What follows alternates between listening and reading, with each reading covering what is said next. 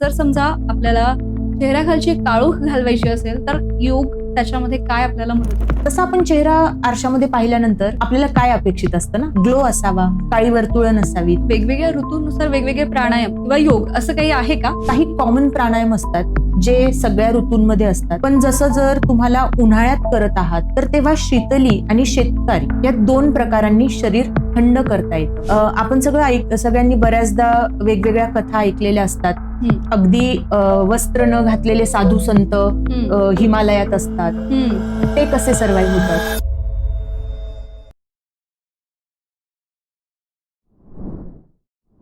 नमस्कार, मी वैष्णवी. योग कल्याणी चॅनलमध्ये आपल्या सगळ्यांचं स्वागत. आपल्यासोबत योग कल्याणीच्या कल्याणी खेडकर मॅडम सोबत आहेत. आपण त्यांच्या सोबत आज चर्चा करणार आहोत योग विषयी. मॅडम, सगळ्यात पहिले हा प्रश्न मला पडलाय की योग करायचा तर अंघोळीच्या आधी करायचा की अंघोळीच्या नंतर? म्हणजे मोस्ट ऑफ सगळ्या लेडीज म्हणतात अंघोळ वगैरे करून फ्रेश झालं पाहिजे आणि मग योगा करण्यासाठी गेलं. अगदी चांगला प्रश्न आहे. बरेच जण म्हणतात की अंघोळीनंतर योगा करावा किंवा बरेच जण योग झाल्यानंतर अंघोळ करतात. पण जर आपण शास्त्रांचा रेफरन्स घेतला तर अगदी काही योग याच्या काही पायऱ्या सांगितलेल्या आहेत, काही टप्पे आहेत. त्यामध्ये सगळ्यात पहिलं म्हणजे यम, नियम, आसन, प्राणायाम. तर यम आणि नियम मध्ये अगदी स्पष्टपणे सांगितलेलं आहे की शरीर शुद्धीनंतरच योग करावा. शरीर शुद्धीमध्ये अगदी तुमचं ब्रश, अंघोळ, पोट साफ असणं इतकंच नाही तर ब्लॅडर सुद्धा रिकामं असणं, म्हणजे युरिन तुम्ही पास केलेली आहे अशा अवस्थेतच योग करावा. म्हणजे आपण एकंदरीत अंघोळीच्या नंतरच योग करायला हवा. अंघोळीनंतरच करावा.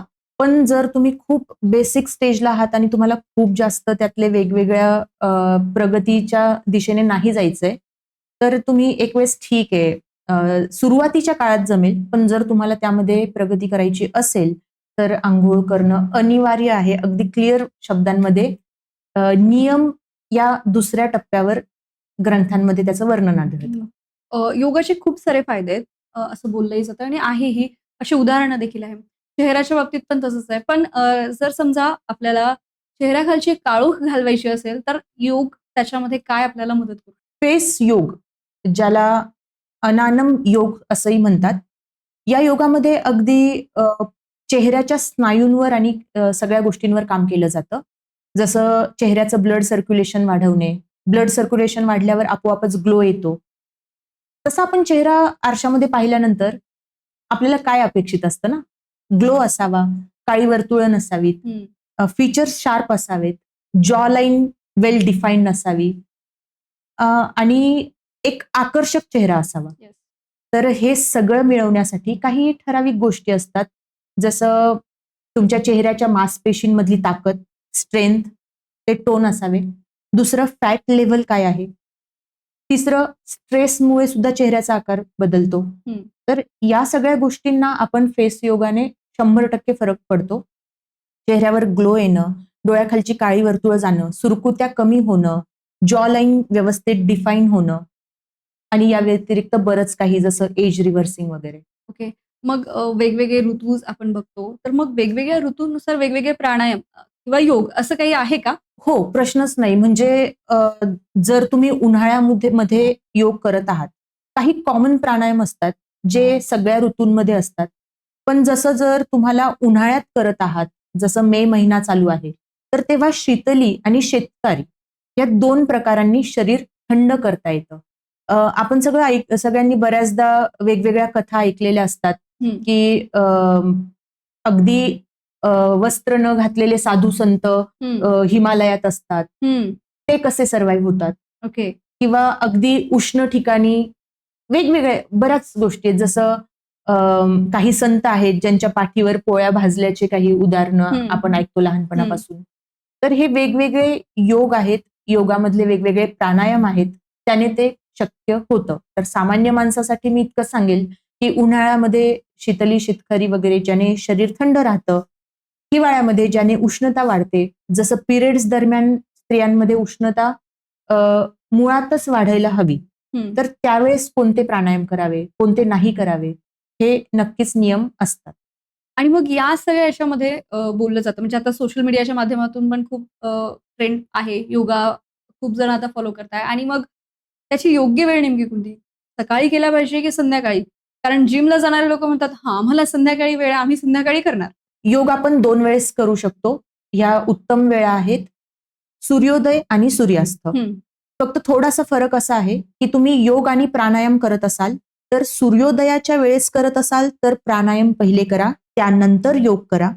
सूर्यास्ताच्या वेळेस करत असाल, तर पहिले योग करा, अर्ध्या तासांचा गॅप घ्या आणि त्यानंतर प्राणायाम करा.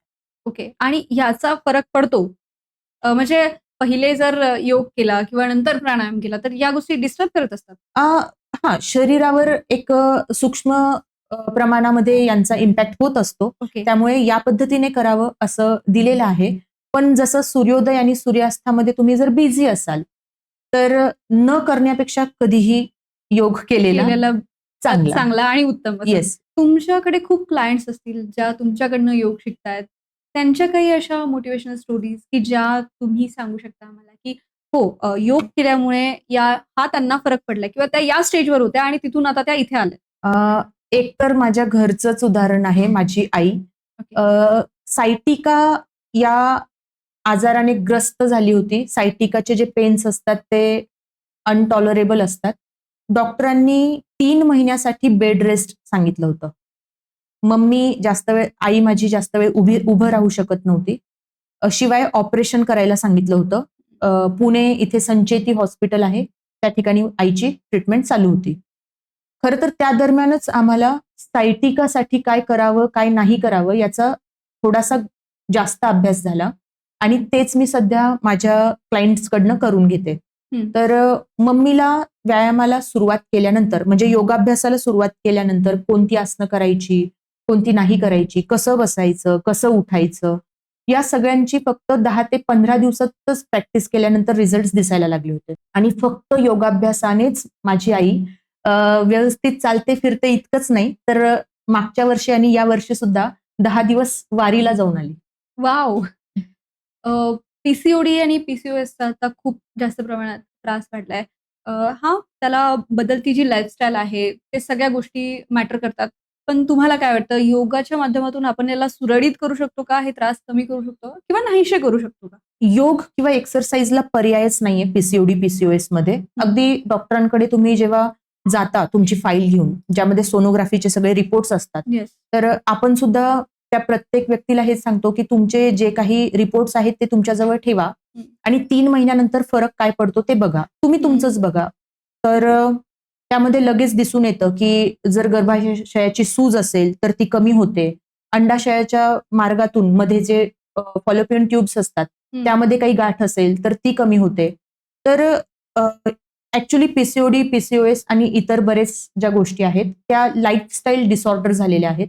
ज्या पद्धतीची आपली जीवनशैली आहे, खानपान आहे, त्यातून आलेल्या हे काही डिसीज नाहीये, हे डिसऑर्डर आहेत. ओके. आणि डिसऑर्डर आपण रिकव्हर करू शकतो आणि याला फार वेळ लागत नाही. अगदी 1-1.5 महिन्यातच रिझल्ट व्यवस्थित दिसतात. म्हणजे मोस्ट ऑफ लोकं असं करतात मुली, की डॉक्टरांचा पर्याय खूप सुखकर समजतात. योग करण्यासाठी काय म्हणतात त्याला स्पष्ट मराठी भाषेत जीवावर येणं असं एक असतं. तर तुम्ही काय सांगाल? म्हणजे योग हा कसरत वगैरे असं खूप मोठं नाहीये. प्राणायाम देखील याच्यामध्ये आहे. डॉक्टरांकडे गेल्यानंतर आता एखादी गोष्ट समोर आल्यानंतर तुम्ही योग सुरू करत आहात, त्याच्यामध्ये तुम्हाला परिणाम दिसणारच आहेत. येस. जाऊन आपल्याला ट्रीटमेंट घेणं भाग आहे, कारण सध्या काहीतरी अडचणी आहेत. पण त्या अँटीबायोटिक्स किंवा त्या गोळ्यांचे दुष्परिणाम तुम्हाला लगेचच दिसायला सुरू होतात, की त्या गोळ्यांनी मला हा त्रास होतो, उष्णता वाढते किंवा बऱ्याच गोष्टी असतात. आणि पिरियड्स येण्यासाठी किंवा थांबवण्यासाठी हार्मोन्सची बाहेरून मदत घ्यावी लागते तुम्हाला मेडिसिन फॉर्ममध्ये. येस. ठीक आहे. तेच जर तुमचं शरीर स्वतः रिकव्हर करत असेल, हार्मोन स्वतः व्यवस्थित त्या लेव्हलला बनवत असेल, त्या पातळीवर बनवत असेल, तर डॉक्टर सुद्धा सजेस्ट करतात की या गोष्टी तुम्हाला मदत करतील, पण तुम्ही एक्सरसाइज सुद्धा करा म्हणून. कारण त्याशिवाय ते माझ्याकडे उदाहरणं आहेत. जसं आमच्या एक क्लायंट आहेत कामाक्षी मॅम. 6-6 महिन्यांनी पिरियड्स येत होते. त्यांना सुरुवातीला अगदी 3.5 महिन्यांमध्येच 1.5 महिन्याने आणि नंतर रेग्युलर झाले.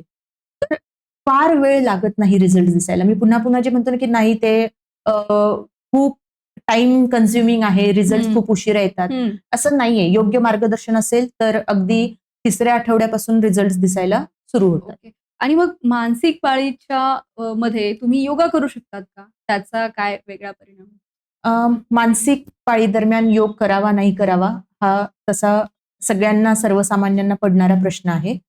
मानसिक पाळी दरम्यान योग करावा हे माझं मत आहे. आणि तसं म्हणजे जर तुम्हाला डिस्चार्ज जास्त होत असेल तर कोणती आसनं करावी, डिस्चार्ज कमी होत असेल तर कोणती करावी, हा थोडासा फरक आहे. पण पाळी दरम्यान तुम्ही प्राणायाम आणि योग हा नक्कीच करू शकता. त्यामध्ये अश्वसंचालनासन, पर्वतासन, मलासन, पश्चिमोत्तानासन, त्या व्यतिरिक्त कॅट अँड कॅमल पोज म्हणजेच मार्जरासन आणि बद्धकोणासन हे तुम्ही करू शकता.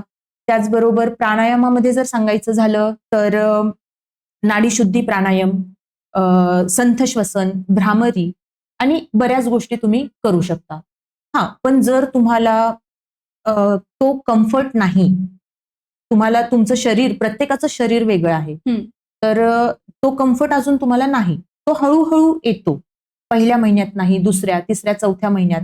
तर ज्या गोष्टी टाळायच्या त्या टाळून आपण इतर योगासनं पाळी दरम्यान करू शकतो. आणि पाळी दरम्यान अपान वायू हा जास्त असतो. जसं सकाळच्या वेळेस म्हणजे उठल्यानंतर काही तासांसाठी अपान वायू हा प्रबळ असतो, तसंच पाळी दरम्यान अपान वायू प्रबळ असतो. ज्या स्थितीमध्ये आपल्याला ऑक्सिजनची गरज जास्त असते तर ती योगाभ्यासाने आपल्याला मॅनेज करता येते. नक्कीच.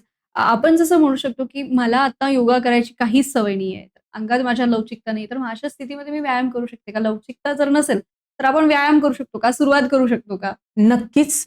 ऍक्च्युली फ्लेक्झिबिलिटीसाठी किंवा लवचिकतेसाठी सुद्धा केला जातो योगा. योगा हा फ्लेक्झिबिलिटी आहे म्हणून करावा किंवा नाही करावा हा प्रश्नच नाही. जर असं असतं तर सर्कसमध्ये जे काम करतात त्यांची फ्लेक्झिबिलिटी लेवल इथे आहे, पण त्यांना कोणी योगी किंवा योग शिक्षक किंवा योगा टीचर, योगा ट्रेनर वगैरे म्हणतो का आपण? नाही. हाच फरक आहे. गरजेचं नाहीये की फ्लेक्झिबिलिटी चांगली असेल तरच योग करावा.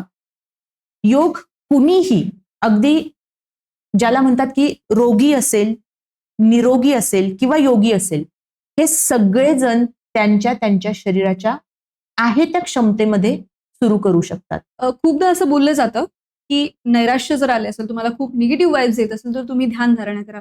मुळात ध्यानधारणा करण्यासाठी खूप चित्त शांत असावं लागतं, तेव्हाच ते पॉसिबल होतं. योग यासाठी कसा मदत करतो?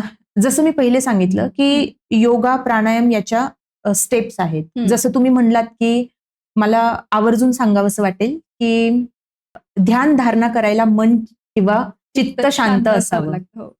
ध्यान धारणेसाठी किंवा प्राणायाम म्हणूयात, ध्यान धारणा म्हणूयात, यासाठी कमीत कमी तुम्हाला 10 मिनिट सरळ बसता आलं पाहिजे. ओके. तुम्ही जर म्हणताय मी आजपासून मेडिटेशन सुरू करतो आणि मी बसलो आहे आणि आता मी मेडिटेशन सुरू केलेलं आहे, पण जर दुसऱ्याच मिनिटाला तुमच्या पायाला मुंग्या येतात किंवा तुमच्या पाठीला रग लागते, कळ येते, तर तुमचं चित्त कसं स्थिर होणार ना? बरोबर.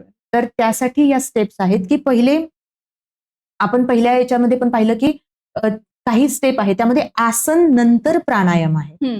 आसन त्यानंतर प्राणायाम, प्राणायामापूर्वी आसन यांचा अभ्यास यासाठीच आहे की तुमची शरीराची एक बेसिक क्षमता असावी की ज्यामध्ये तुम्ही पाठीचा कणा सरळ ठेवून बसू शकाल. खुर्चीवर बसा, मांडी घालून बसा, पद्मासनात बसा, पण 10 मिनिट शांत बसता आलं तरच तुम्ही ध्यानधारणेचा अभ्यास सुरू करा. दुसरा प्रश्न तुमचा की डिप्रेशन. येस. तर डिप्रेशन म्हणजे नेमकं आहे काय? तर माणूस हा केमिकलचाच पुतळा आहे. जसं ब्रेन मधले केमिकल्स असतील त्यानुसार तो रिस्पॉन्स देतो. म्हणजे आनंदी राहण्याचे वेगळे, दुःखी होण्याचे वेगळे. तर यासाठीच त्यांची काही नावं म्हणजे तर सिरोटोनिन, डोपामाइन, एंडोर्फिन. तुम्हाला दिवसभर फ्रेश वाटावं, उत्साही वाटावं यासाठी एंडोर्फिन कसा काम करतो? तर जेव्हा आपले मसल स्ट्रेच होतात आणि ते कमीत कमी 30-45 सेकंदांसाठी स्ट्रेच राहतात. हम्म. तेव्हा मसलमधून एंडोर्फिन रिलीज होतो. ऑब्व्हियसली हा एंडोर्फिन ब्रेनमध्ये तुम्हाला दिवसभर हॅपी ठेवण्यासाठी काम करणार. Yes. तर हे झालं एंडोर्फिन. तसंच डोपामाइन, सेरोटोनिन. हम्म. तुम्ही फोकस्ड राहावं किंवा डिप्रेशन तुमचं कमी व्हावं यासाठी हे हार्मोन्स तुमच्या शरीराने व्यवस्थित बनवावे असं वाटत असेल हम्म. तर योगाभ्यास, ध्यानधारणा या गोष्टी 100% उपयुक्त आहेत. म्हणजे मी जेव्हा शाळेत होते त्यावेळेपासूनच शाळेमध्ये आम्हाला ओमकारचं गुंजन 3 वेळा करायला लावायचे आणि आम्ही सगळे असे बसून ओम एकसोबत म्हणायचो. खरं तर ही बरोबर पद्धत आहे का? म्हणजे ओमकारचं गुंजन करण्याची खरी पद्धत नेमकी काय? योगामध्ये याच्यासाठी काय? ओंकार साधनेचं खूप जास्त महत्व आहे. हं. ओंकार हा बेसिकली काय आहे ते समजून घेऊयात. ओंकार हा एक ध्वनी आहे. हा शब्द नसून ध्वनी आहे. हं. हे पहिले समजून घ्यावं लागेल. बरेच जण उ, म असे हं. वेगवेगळे शब्द एकत्र म्हणजे 2 स्वर आणि एक व्यंजन हं. यांना एकत्र करून बोलतात. पण तो बोलण्यापेक्षा ध्वनी स्वरूपात कसा बोलावा, कसा असावा हे मी सांगेलच. पण त्याआधी मला सांगायला आवडेल की ओंकार हा जो आहे हा बीज मंत्र आहे. हां. आणि ओंकार जो आहे तो कमीत कमी 10 सेकंदांसाठी आपण बोलायला हवा. ओके. तर बोलण्यापूर्वी एक छोटंसं त्याचं समीकरण सांगते की अ पेक्षा उ मोठा असावा, उ हां. पेक्षा म मोठा असावा. ओके. हां. साधारण 10 सेकंद बोलता आला तर उत्तम. पण फार गणितात न पडता आपण तो ह्या छोट्या समीकरणात अ पेक्षा उ मोठा, उ पेक्षा म मोठा. म थोडासा दीर्घ हं. या पद्धतीने तो घ्यायला हवा. ओंकार बोलताना कंबर, पाठ, डोकं सरळ असावं, हं. खांदे मागे ताणलेले असावेत, हं. हाताची ध्यान मुद्रा किंवा अगदी द्रोण मुद्रा ओके. कोणतीही चालेल. मन शांत असावं. दीर्घ श्वास घेतल्यानंतर अ किंवा आ या स्वराचा उच्चार करावा. जसं अ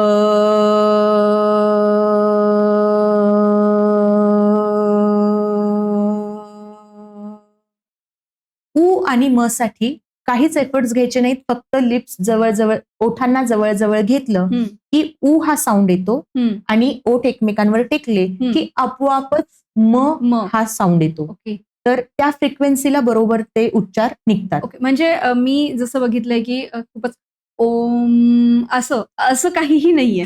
हां, तर मी ओके. एकदा बोलून दाखवते वाटलंच तर तुम्ही पण एकदा ट्राय करू शकता.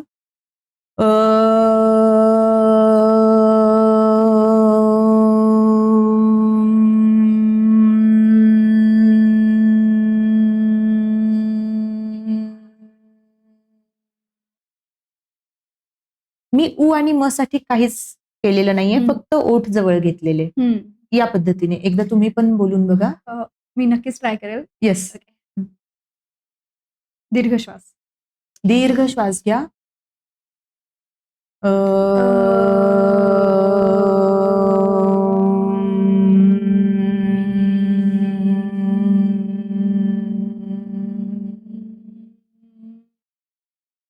या पद्धतीने ओंकार बोलला तर व्हायब्रेशन्सच्या ज्या फ्रिक्वेन्सी आहेत त्याने डोळ्यांच्या मध्ये जर काही म्हणजे काही चिपडे वगैरे असतील किंवा नाकात काही घाण असेल ती सुद्धा नको नको होती. लगेच आपण काढून टाकतो.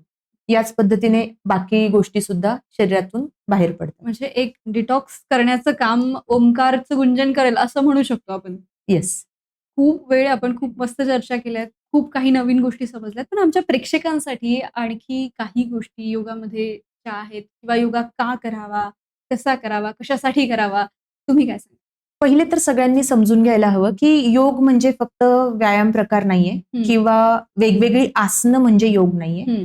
ही एक जीवनशैली आहे आणि तो प्रवास आहे, एक जर्नी आहे. तर या प्रवासाला सुरुवात करताना हा विचार करायचा नसतो की मला हे जमेल, नाही जमेल. बस एक छोटं छोटं पाऊल पुढे टाकत राहायचं असतं. आणि बस इतकं सांगेल की सुरुवात करा. नक्कीच तुम्हाला स्वतःमध्ये फायदे दिसतील. जर तुम्ही सकाळच्या वेळेस योग कराल तर तुमची कार्यकुशलता वाढेल, व्यावसायिक कुशलता वाढेल. तुम्ही रात्री करत असाल, संध्याकाळी करत असाल तर तुमचा स्ट्रेस कमी होईल आणि तुम्ही जास्त रिलॅक्स होऊन जास्त फ्रुटफुल व्हाल. नक्कीच ma'am. Thank you so much. तुम्ही योगामध्ये एम-ए करतायत. इतक्या सगळ्या गोष्टी तुम्ही स्वतः योगा करतायत, आणखी शिकतायत आणि सगळ्यांना तुम्ही सांगतायत. त्याबद्दल खरंच खूप थँक आपल्यालाही अजून खूप साऱ्या गोष्टी बघायच्या आहेत, ऐकायच्या आहेत आणि योगाबद्दल समजून घ्यायच्या आहेत. त्यासाठी पाहत राहा.